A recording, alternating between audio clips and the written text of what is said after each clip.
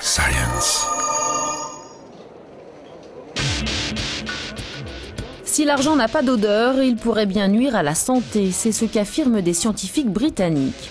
Selon une récente étude, des matières fécales seraient présentes sur une carte bancaire sur 10. Quant aux billets de banque, ils grouilleraient de bactéries. À l'origine de cette contamination, des mains mal lavées. C'est la conclusion de l'enquête menée par des experts en hygiène de l'université Queen Mary et de l'école d'hygiène et de médecine tropicale de Londres.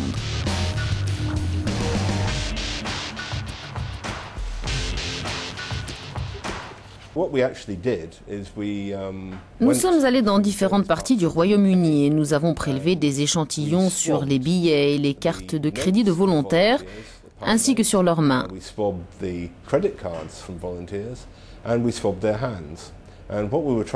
Nous voulions savoir quelle était l'hygiène de leurs mains et quel impact le résultat pouvait avoir sur leurs billets et leurs cartes de crédit.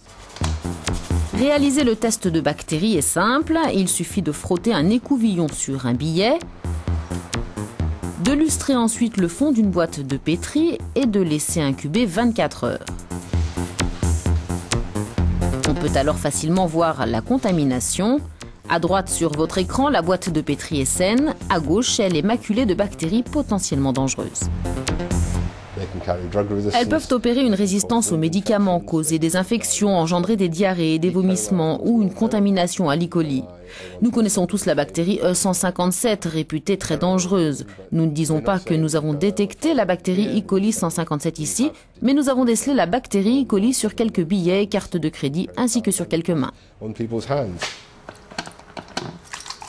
Pour stopper la contamination, il existe une solution, se laver les mains.